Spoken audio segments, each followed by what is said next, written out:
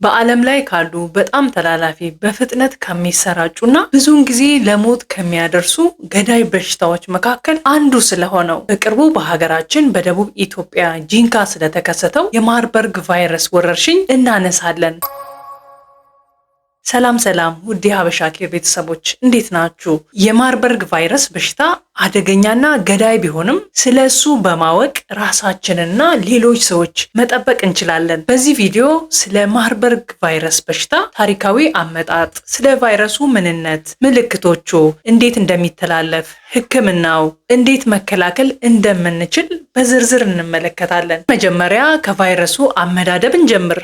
ማርበርግ ቫይረስ ፌሎ ቫይረስ በሚባለው የቫይረስ ቤተሰብ ስር ይመደባል። ይህ ምድብ በዋናነት ሁለት አይነት ቫይረሶችን ይዟል። አንደኛው እርሶ ሰምተውት ሊሆን የሚችለው ኢቦላ ቫይረስ ሲሆን፣ ሁለተኛው ደግሞ ዛሬ የምናወራው በሀገራችን ወረርሽኝ ስለሆነው ማርበርግ ቫይረስ ነው። እነዚህ ሁለቱም ቫይረሶች አርኤንኤ ቫይረሶች ናቸው። ፌሎ ቫይረስ የሚለው ስም ሲተረጎም ረዣዥም እና ክር የመሰለ ማለት ነው። ይህ ስያሜ የተሰጠው ቫይረሱ በአጉሊ መነጽር ሲታይ ረዣዥም እና ክር የመሰለ ቅርጽ ስላለው ነው። ማርበርግ ቫይረስ ሁለት ዋና ዝርያዎች አሉት። አንደኛው ሌክ ቪክቶሪያ ሲሆን አብዛኛው የማርበርግ ቫይረስ ኢንፌክሽን የሚከሰተው በዚህ ዝርያ ነው። ሁለተኛው ደግሞ ራቭ የሚባለው ሲሆን ይሄኛው ደግሞ እጅግ በጣም አልፎ አልፎ የሚታይ ነው። በቫይረሱ ቅንጣቶች ገጽ ላይ ግላይኮፕሮቲን የሚባል ፕሮቲን አለ። ይህ ፕሮቲን ለምን አስፈላጊ መሰላችሁ? የሰውነታችን በሽታ የመከላከል ስርዓት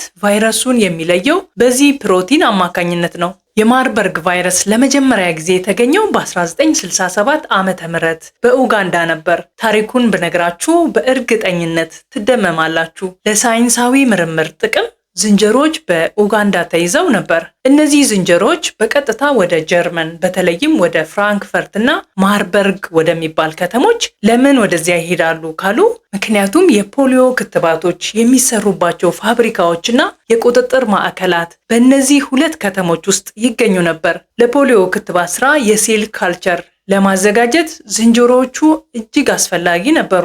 ነገር ግን ዝንጀሮዎቹ ወደ ማርበርግ እና ፍራንክፈርት ለመላክ በተዘጋጁበት ወቅት የ6 ቀን ጦርነት እየተካሄደ ስለነበር ከኡጋንዳ በቀጥታ መብረር አልተቻለም። በዚህም ምክንያት ዝንጀሮዎቹ ወደ ለንደን መጀመሪያ መብረር ነበረባቸው። ለንደን ሲደርሱ ደግሞ የአውሮፕላን ማረፊያ ሰራተኞች አድማ ላይ ስለነበሩ ዝንጀሮዎቹ ለ2 ቀናት ያህል በእንስሳት ማቆያ ክፍል ውስጥ እንዲቆዩ ተደረገ።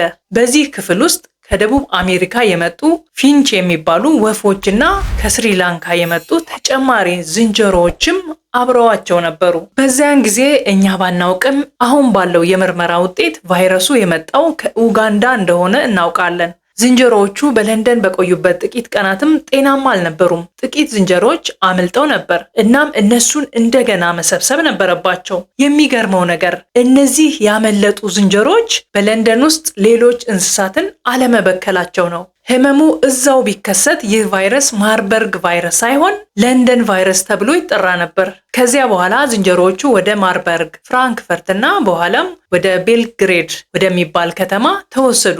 ቤልግሬድ በዚያን ጊዜ ዩጎዝላቪያ ውስጥ ነበረች። ወደ ማርበርግ እና ፍራንክፈርት የተላኩት ዝንጀሮዎች ወዲያውኑ የተገደሉ ሲሆን ወደ ቤልግሬድ የተላኩት ግን ለተጨማሪ 6 ሳምንታት በህይወት ቆይተዋል። በዚህ ወቅት 33% ያህሉ ዝንጀሮዎች በድንገት መሞታቸው ታውቋል። ስለዚህ በእነዚህ ዝንጀሮዎች ላይ የሆነ ችግር ነበር። በሶስቱም ከተሞች ሰዎች በከፍተኛ ትኩሳት፣ ብርድ የማለት ስሜት፣ በጡንቻ ህመም ይሰቃዩ ነበር። ከቫይረሱ አመጣጥ ታሪክ ወደ ዛሬ ዋና መልእክቶቻችን እንግባ።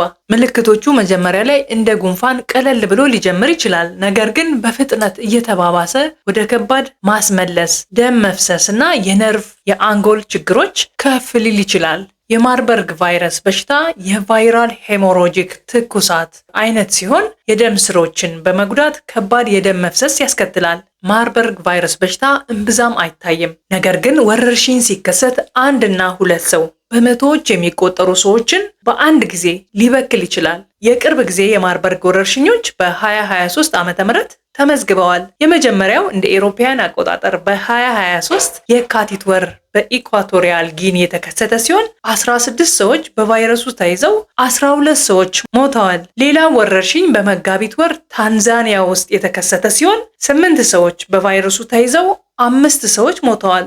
ከዚህ በፊትም ትልልቅ ወረርሽኞች ተከስተዋል። እንደ አውሮፓውያን አቆጣጠር በ2012 በዩጋንዳ 15 ሰዎች ተይዘው 4 ሰዎች ሞተዋል። ከ2004 እስከ 2005 በአንጎላ 252 ሰዎች ተይዘው 227 ሞተዋል። ከ1998 እስከ 2000 በዲሞክራቲክ ሪፐብሊክ ኮንጎ 154 ሰዎች ተይዘው 128 ሞተዋል።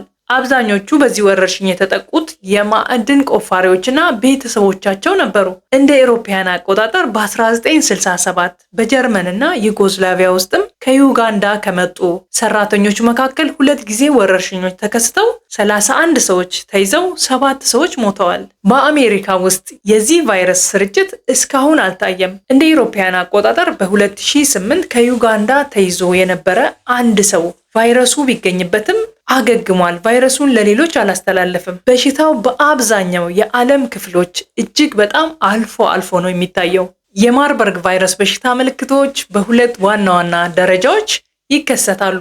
የመጀመሪያው ደረጃ ምልክቶች ከ5 እስከ 7 ቀናት ይቆያሉ። ብርድ ማለት፣ ከባድ ራስ ምታት፣ ሳል፣ ደረቅ ወይንም አክታ ያለው ሳል ሊሆን ይችላል። የጡንቻና የመገጣጠሚያ ህመም፣ የጉሮሮ ህመም፣ የመዋጥ ችግር ሊያጋጥም ይችላል። ቆዳ ላይ የሚወጡ ቀይና ከፍ ያሉ ሽፍታዎች፣ ለአንድ ወይም ለ2 ቀን ትንሽ የተሻለ ስሜት ሊሰማው ይችላል። ከዚህ በኋላ ግን ተጨማሪ ምልክቶች መታየት ይጀምራሉ። ሁለተኛው ደረጃ ምልክቶች የሆድ ወይም የደረት ህመም፣ ማስመለስ፣ ተቅማጥ፣ ማዞር፣ በድንገት ክብደት መቀነስ፣ ደም የቀላቀለ ተቅማጥና ትውከት፣ ከአፍ ከአይን ወይም ከሴት ብልት ደም መፍሰስ፣ ግራ መጋባት። እነዚህ ምልክቶች ከታዩ ወዲያውኑ የሕክምና እርዳታ ማግኘት አለብዎት። ሕይወትን ለማዳን ፈጣን የሕክምና ምላሽ እጅግ በጣም አስፈላጊ ነው። የማርበርግ ቫይረስ በሽታ የሚከሰተው ማርበርግ ቫይረስ እና ራቫን ቫይረስ በሚባሉ 2 ተዛማጅ ቫይረሶች እንደሆኑ አይተናል። እነዚህ ቫይረሶች የደም ስሮችን በመጉዳት ከባድ ደም መፍሰስ ከሚያስከትሉ የሄሞሮጂክ ፊቨር ቫይረሶች ውስጥ ይመደባሉ። ቫይረሱ የሚተላለፈው በበሽታው ከተያዙ ሰዎች ወይም እንስሳት የሰውነት ፈሳሽ ጋር በሚኖር ንክኪ ነው። የሰውነት ፈሳሽ ስንል ደም፣ ሽንት፣ ሰገራ፣ ምራቅ፣ የጡት ወተት፣ የዘር ፈሳሽ፣ የሴት ብልት ፈሳሽ። በተጨማሪም በቫይረሱ ከተበከሉ ዕቃዎች ወይም የሕክምና መሳሪያዎች አማካኝነት ሊተላለፍ ይችላል። የሰው ልጅ እንዴት ለማርበርግ ቫይረስ ይጋለጣል? ሰዎች ብዙውን ጊዜ በዚህ ቫይረስ የሚበከሉት ከተበከሉ የሌሊት ወፎች ወይም ዝንጀሮዎች የሰውነት ፈሳሾች ወይም ህብረ ህዋሳት ጋር በመነካካት ነው። ከዚያም ቫይረሱ ከሰው ወደ ሰው ሊተላለፍ ይችላል። አብዛኛውን ጊዜ ደግሞ በቅርብ የቤተሰብ አባላት ወይም በበሽታው የተያዙ ሰዎች በሚንከባከቡ የጤና ባለሙያዎች መካከል ነው። ለማርበርግ ቫይረስ በሽታ ተጋላጭ የሆኑ ሰዎች እነማን ናቸው? ቫይረሱን ሊይዙ ከሚችሉ እንስሳት ጋር የሚሰሩ ሰዎች፣ የሌሊት ወፎች በሚበሩባቸው ማዕድናት፣ ዋሻዎች ወይንም ሌሎች አካባቢዎች የሚሰሩ ሰዎች፣ በበሽታው ከተያዘ ሰው ጋር የቅርብ ንክኪ ያላቸው ወይም የሚንከባከቡ ሰዎች። ማርበርግ ቫይረስ በደም ምርመራ ይታወቃል። ሆኖም ከቢጫ ወባ፣ ከወባና ከታይፎይድ ከመሳሰሉ ሌሎች በሽታዎች ጋር ተመሳሳይ ምልክቶች ስላሉት ለመለየት አስቸጋሪ ሊሆን ይችላል። ስለዚህ ስለ ቅርብ ጊዜ ጉዞ ወይም ለቫይረሱ ሊጋለጡ ስለሚችሉባቸው መንገዶች ወደ ሕክምና ሲሄዱ ለጤና ባለሙያ መንገር በጣም አስፈላጊ ነው። የማርበርግ ቫይረስ በሽታ እንዴት ይታከማል? ለማርበርግ ቫይረስ የተለየ ሕክምና ወይንም መድኃኒት የለም። የጤና ባለሙያዎች ምልክቶቹን ለማስታገስ የሚያጋጥሙ የጤና ችግሮችን ለማከምና የጤና ሁኔታውን ለማረጋጋት ሊሞክሩ ይችላሉ። ኦክሲጅን፣ የደም ስር ፈሳሾች፣ ለተወሰኑ ምልክቶች የሚሰጡ ሕክምናዎች እንደ ህመም ማስታገሻ መድኃኒቶች የመሳሰሉ ህይወት አድን እርዳታዎች ይደረጋሉ። ማርበርግ ቫይረስ ካለቦት ከሌሎች ሰዎች ጋር ንክኪን ማስወገድ አለቦት። እርስዎን የሚንከባከቡ የጤና ባለሙያዎች እና ሌሎች ሰዎች ልዩ ጥንቃቄዎችን ማድረግ አለባቸው። ይህ የመከላከያ ቁሳቁሶችን እንደ ጭንብል፣ ጓንት፣ መነጽርና ኤፕረን መልበስና ከሌሎች ሰዎች ማግለልን ያካትታል። ለህይወት አስጊ የሆኑ ችግሮችን ለመቆጣጠር በቅርበት ክትትል ሊደረግልዎ ይገባል። ካገገሙ በኋላም ቢሆን የረጅም ጊዜ ጉዳቶች፣ የማስታወስና የማሰብ ችግሮች፣ የቆዳ መላላጥ፣ የድካም ስሜት፣ የጡንቻ ህመም፣ የፀጉር መርገፍ የመሳሰሉ ሊኖሩ ይችላሉ። ቫይረሱ ካገገሙ በኋላም በዘር ፈሳሽ ውስጥ ለረጅም ጊዜ ሊቆይ ይችላል። አጋሮን ከበሽታ ለመጠበቅ የግብረ ስጋ ግንኙነት ሲፈጽሙ ኮንዶም ይጠቀሙ። መቼ እንደማያስተላልፉ ለማወቅ ከሐኪሞ ጋር በመነጋገር ምርመራ ያድርጉ። የማርበርግ ቫይረስ በሽታ ብዙውን ጊዜ ገዳይ ነው፣ ነገር ግን ሰዎች በህይወት ተርፈዋል። አማካይ የሟችነት መጠን እስከ 80% ያህል ነው። የጤና ሚኒስቴር አዳዲስ ጉዳዮችን በመከታተልና የጤና ሰራተኞችን ከማርበርግ ቫይረስ በሽታ ጋር ያሉ ሰዎችን በሚንከባከቡበት ጊዜ ደህንነታቸውን በመጠበቅ የማርበርግ ወረርሽኝን ለመቆጣጠር ይሰራል። እርሶም ሊያደርጓቸው የሚገቡ እርምጃዎች አሉ። አንደኛ፣ የመከላከያ ቁሳቁሶችን ይጠቀሙ። የማርበርግ ቫይረስ በሽታ ያለበትን ሰው ሲንከባከቡ እንደ ጭንብል፣ መነጽር፣ ኤፕረን እና ጓንት የመሳሰሉ የመከላከያ መሳሪያዎችን ይጠቀሙ። የሰውነት ፈሳሾችን ከመንካት ይቆጠቡ። ጓንት ቢለብሱም ከንክኪ በኋላ እጆን ይታጠቡ። ሁለተኛው፣ ኮንዶም ይጠቀሙ ወይም የግብረ ስጋ ግንኙነት አይፈጽሙ። ቫይረሱ በዘር ፈሳሾ ውስጥ እንደሌለ ወይም የጾታ አጋሮ ካለበት በምርመራ እስኪያረጋግጥ ድረስ ኮንዶም ይጠቀሙ ወይም የግብረ ስጋ ግንኙነት አይፈጽሙ።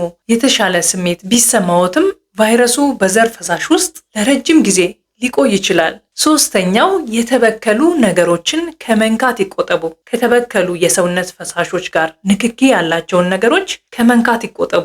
አራተኛው፣ የሞተን ሰው አካል አይንኩ። በማርበርግ ቫይረስ በሽታ ከሞተ ሰው አካል ጋር ንክኪን ያስወግዱ። አስገዳጅ ከሆነ የመከላከያ ቁሳቁሶችን ይጠቀሙ። ይህ የለቅሶ ስርዓቶቻችንን ያካትታል። አምስተኛ፣ ከፍራፍሬ በል የሌሊት ወፎችና ከዝንጀሮዎች ይራቁ። እነሱ ከሚኖሩባቸው ቦታዎች ከዋሻዎች ይራቁ። ስድስተኛ፣ የጫካ እንስሳትን ስጋ አይብሉ። ሰባተኛ፣ የማርበርግ ቫይረስ ወረርሽኝ ወዳለበት አካባቢ ከተጓዙ በኋላ ለ21 ቀን ያህል ምልክቶቹን ይከታተሉ። ምልክቶቹ ከታዩ ወዲያውኑ የሕክምና እርዳታ ያግኙ። ስምንተኛ፣ የማርበርግ ቫይረስ ሊኖርብኝ ይችላል ብለው ካሰቡ ራስዎን ከሌሎች ያግልሉ። የማርበርግ ቫይረስ ሊኖርብኝ ይችላል ብለው ካሰቡ ለምሳሌ ቫይረሱን በሚይዙ እንስሳት አካባቢ የሚኖሩ ከሆነ ወይም ወረርሽኝ ወዳለበት አካባቢ ተጉዘው ከሆነ እና ምልክቶቹ ከታዩ ወዲያውኑ ወደ ጤና ተቋም በመሄድ የጤና ባለሙያ ማክሩ። ለቫይረሱ ከተጋለጡ ወይም ከወረርሽኝ አካባቢ ከተመለሱ በኋላ ለ21 ቀናት ያህል ምልክቶቹን ይከታተሉ። ለጤና ባለሙያ ማርበርግ ሊኖርቦት እንደሚችል እና እንዴት እንደተጋለጡ ይናገሩ። ወዲያውኑ የድንገተኛ ሕክምና ክፍል መቼ መሄድ አለቦት? የሚከተሉት ከባድ ምልክቶች ካሉ ወዲያውኑ ወደ ድንገተኛ ክፍል ይሄዱ። ከፍተኛ ትኩሳት፣ የደም መፍሰስ፣ ከባድ ራስ ምታት፣ የደረት ወይም የሆድ ህመም፣ ግራ መጋባት ወይም የአእምሮ መታወክ። እነዚህ ምልክቶች ካሉ በፍጹም እንዳይዘገዩ። ማርበርግ ቫይረስ ብዙውን ጊዜ የማይከሰት ነገር ግን ገዳይ በሽታ ነው። ስለ ወረርሽኞች የሚሰሙት ታሪኮች የሚያስጨንቁ ሊሆኑ ቢችሉም ራስዎን ለመጠበቅና ቫይረሱን ከማሰራጨት ለመከላከል ሊወስዷቸው የሚችሉ እርምጃዎች አሉ። ለቫይረሱ ተጋልጫለሁ ብለው ካሰቡ ጤናውን ይከታተሉ። ምልክቶቹ ከታዩ ወዲያውኑ የሕክምና እርዳታ ያግኙ። ዕውቀት ኃይል ነው። በትክክለኛው መረጃ ራሳችንንና ማህበረሰባችንን መጠበቅ እንችላለን። ይህ ቪዲዮ ጠቃሚ እንደሆነ ተስፋ አደርጋለሁ። ጥያቄዎች ወይም አስተያየት ካለዎት ከታች ባለው የኮሜንት ቦታ ላይ ይጻፉልን። ይህንን ቪዲዮ ላይክ በማድረግና ለሌሎች በማጋራት መልእክቱ እንዲደርስ ያግዙ። ለተጨማሪ እንደዚህ አይነት ጠቃሚ መረጃዎች ቻናላችንን ሰብስክራይብ ማድረግዎን አይርሱ። በሚቀጥለው ቪዲዮ እስከምንገናኝ ጤናማ ሆናችሁ ቆዩን።